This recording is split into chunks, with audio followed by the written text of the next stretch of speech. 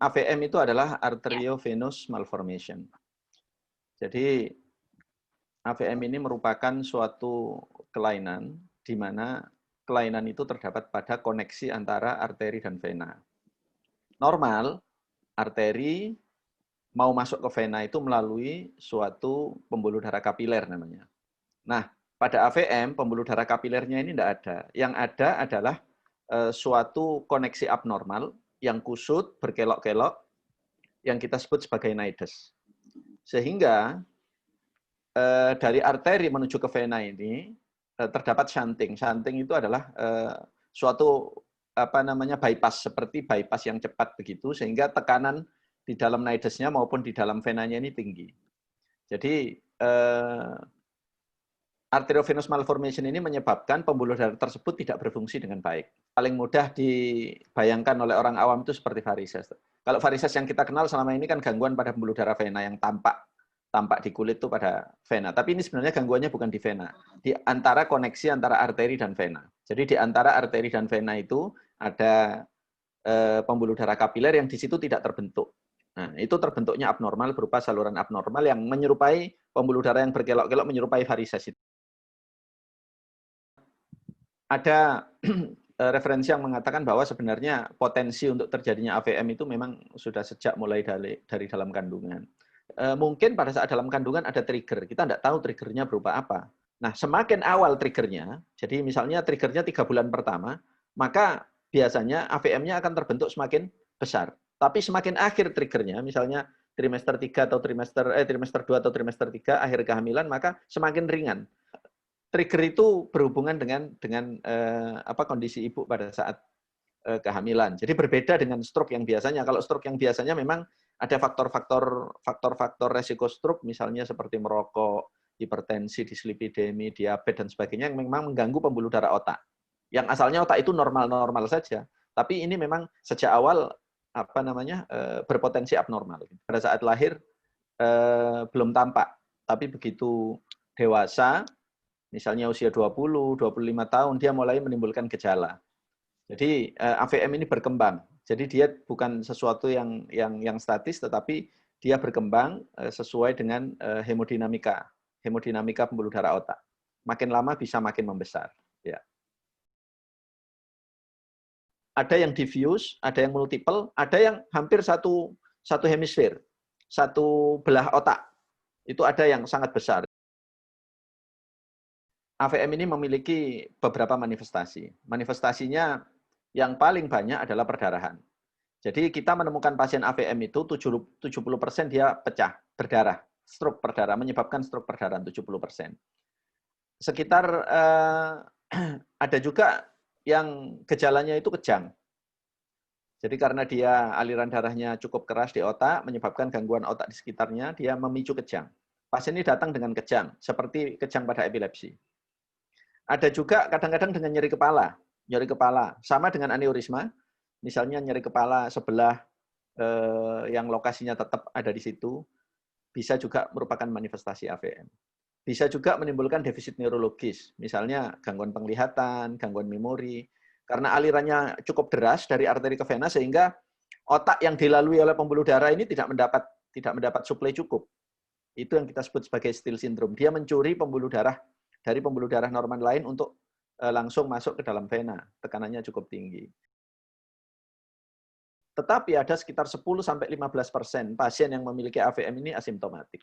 Tidak memiliki gejala sama sekali. Kadang-kadang sekitar 2% kita temukan insidental. Kita melakukan MRI untuk keluhan lain, secara tidak sengaja kita menemukan ada AVM di sana.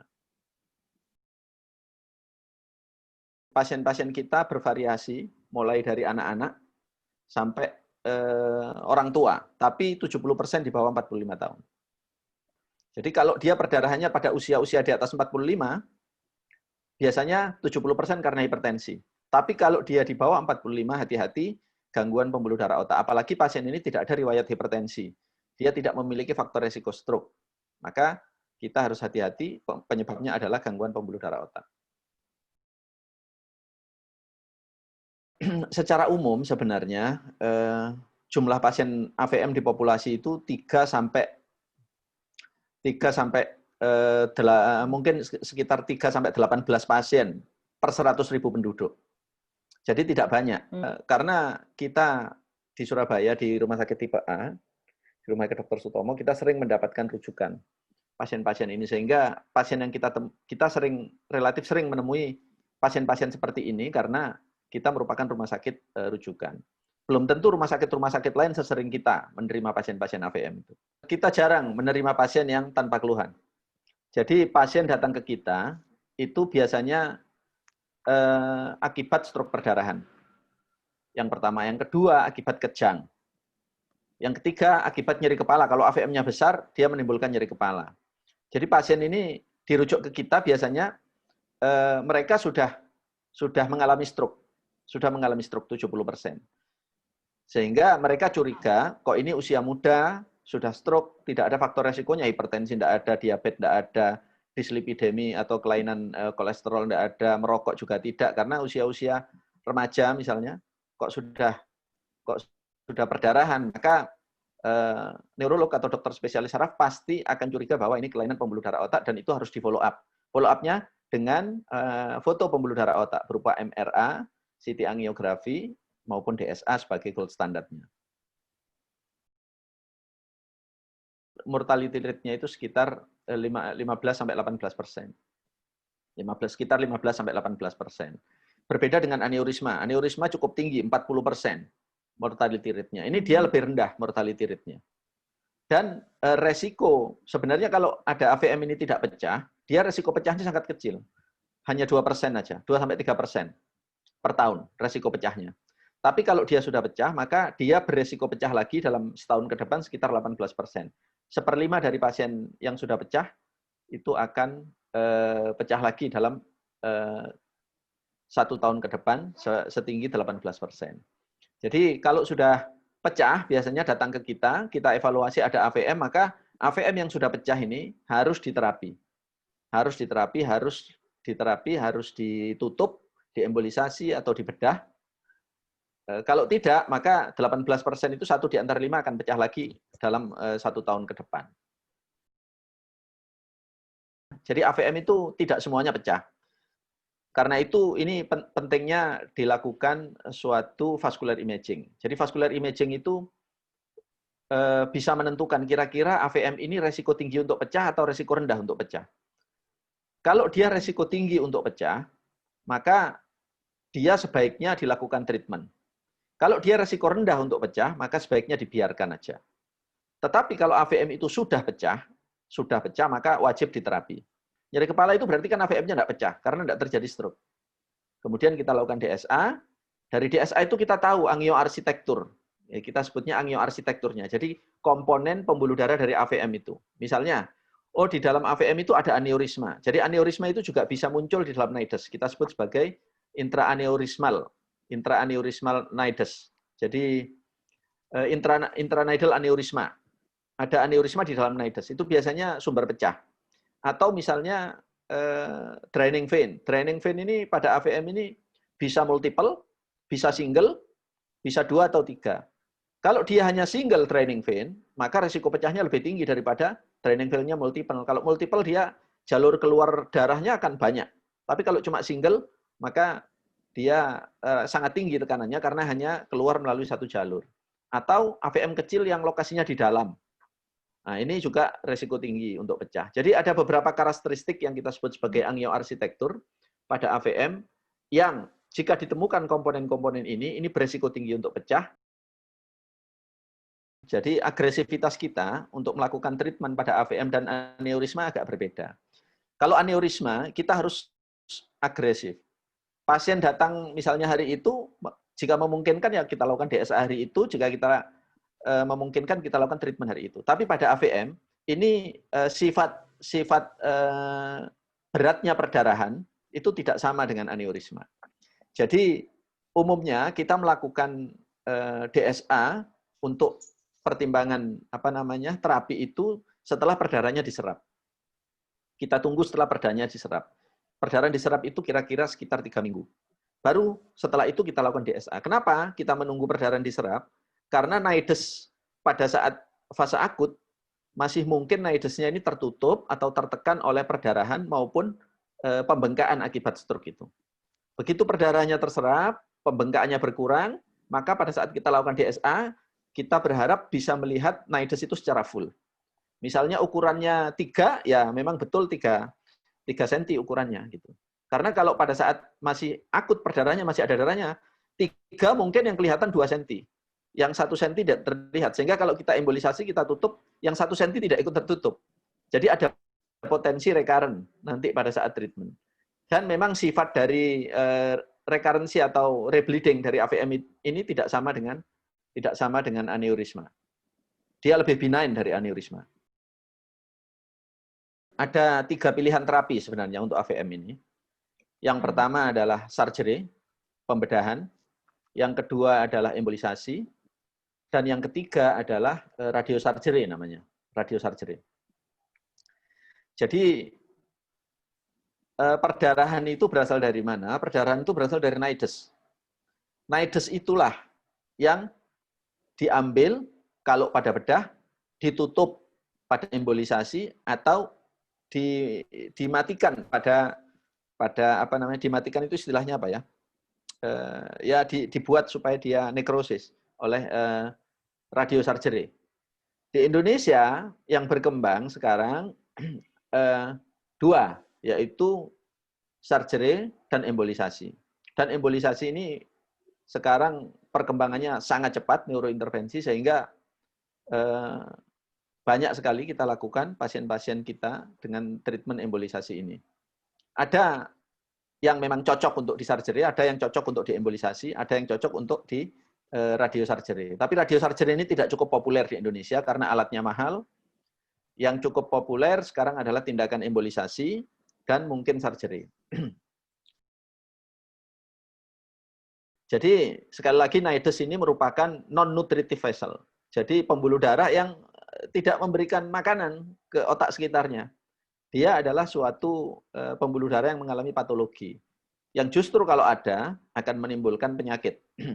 Sehingga satu-satunya hal yang bisa kita lakukan adalah menutup naidus itu supaya apa? Pembuluh darahnya bekerja dengan normal di sekitar naidus itu. Jadi kalau tindakan neurointervensi kita lakukan kateterisasi, kita masukkan kateter melalui arteri. Arteri itu nanti akan masuk ke naidus itu. Nah, di naidus itu kemudian kita injeksikan glue. Glue itu akan menutup naidus. Jadi begitu glue itu keluar, kita injeksikan, dia akan membeku dan menutup naidus itu. Begitu dia membeku, ya sudah tidak ada aliran darah ke sana, kita stop. Makanya kita sebut embolisasi. Kalau surgery berarti kita membuka tulang tengkorak, kemudian dokter bedahnya akan mencari naidus ini kemudian diambil, direseksi. Gitu. AVM sangat berbeda dengan apa namanya seperti stroke-stroke yang lain karena dia tanpa faktor resiko, tapi bisa kita apa namanya bisa kita duga. Jadi kalau kita punya namanya SICH score. Jadi kalau ada stroke perdarahan, biasanya kita membuat suatu skor. Apakah ini kemungkinan karena gangguan pembuluh darah atau tidak? Yang pertama kita timbangkan adalah usia. Kalau usianya kurang dari 45 tahun, skornya tinggi. Kita berikan skor 2 misalnya. Biasanya. 45 sampai 70 skornya 1. Kalau lebih dari 70 skornya 0. Kemudian kita lihat pasiennya ini punya hipertensi apa tidak. Kalau dia tidak punya hipertensi, skornya 1. Kalau dia punya hipertensi, skornya 0. Kita lihat lagi, ini laki-laki atau perempuan. Kalau laki-laki skornya 0, perempuan skornya 1. Perempuan lebih banyak terkena gangguan pembuluh darah otak dibandingkan laki-laki. Ya, jadi kemudian dari gambaran CT scan, kita nanti mencari dari gambaran CT scan tanpa kontras itu ada kalsifikasi, tidak ada gambaran vena atau tidak. Nah, dari situ bisa kita perkirakan. Kalau itu skornya 3, kemungkinan ada kelainan pembuluh darah, AVM atau dural fistula itu sekitar 18%. Kalau skornya 4, itu sekitar 39%. Kalau skornya 5, itu sekitar 84%. Kalau skornya 6, itu 100% ada kelainan pembuluh darah. Jadi dengan skor-skor itu kita bisa menstratifikasi. Jadi kira-kira stroke perdarahan ini disebabkan oleh gangguan pembuluh darah atau kira-kira oleh hipertensi atau yang lain. Jadi itu kita sebut sebagai SICH score. Jadi kita bisa memperkirakan, bisa memprediksi. Ya, jadi kita sudah mulai melakukan prosedur tindakan, tapi memang protokolnya sangat ketat. Jadi karena misalnya seperti embolisasi AVM atau coiling aneurisma ini kita harus menggunakan anestesi general yang berarti dilakukan intubasi. Itu juga membuka saluran nafas dan sebagainya. Jadi pasien-pasien kita pastikan sebelum tindakan PCR-nya harus negatif. Jadi PCR negatif, kemudian torak fotonya bersih, secara klinis memang tidak mengarah ke sana, baru kita lakukan tindakan itu. Berbeda dengan dulu kan tidak ada. Pasien memenuhi kriteria tindakan langsung aja naik tanpa screening COVID. Tapi sekarang semua harus di screening COVID. Dan kalau ada pasien COVID yang juga mengalami aneurisma, nah ini juga suatu tantangan sendiri bagi kita, karena tim kita mungkin harus sangat siap untuk itu. Dan yang kedua, cath lab kita itu tidak ada yang tekanan negatif. Karena kalau tidak, maka seluruh operator dan orang yang ada di dalam cath lab akan tertular. Jadi selama ini memang pasien-pasien yang COVID positif dipastikan dulu sampai PCR-nya negatif, baru kemudian kita rencanakan tindakan. Tapi untuk pasien-pasien yang memang sudah sejak awal PCR-nya negatif, bisa langsung kita kerjakan tindakannya.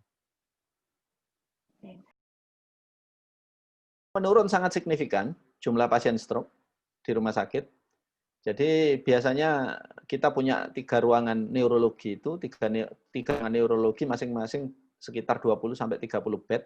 Sekarang yang aktif hanya 1 ruangan, yang 2 tidak aktif. Karena apa? Angka pasien yang datang ke rumah sakit sangat berkurang. Kalau dia stroke-nya berat, baru dia datang ke rumah sakit. Kalau stroke-nya ringan-ringan, mereka biasanya menahan diri dan takut datang ke rumah sakit. Jadi tidak boleh kita menunda untuk datang ke rumah sakit untuk kasus stroke. Jadi memang dokter spesialis saraf Perdosi menyampaikan bahwa tunda ke rumah sakit kecuali untuk kasus-kasus emergensi. Stroke, kejang, tanda-tanda misalnya nyeri kepala hebat, yang seperti itu, maka harus tetap ke rumah sakit. Yang saya lihat bahwa rumah sakit sekarang sudah jauh lebih baik dibanding pada saat awal-awal COVID. Karena sekarang screeningnya sudah sangat bagus, stratifikasinya sangat bagus, pasien-pasien COVID itu sudah dipisahkan sedemikian rupa, jadi kita bisa meminimalisir angka penularan COVID di rumah sakit saat ini dibanding dengan awal-awal dulu.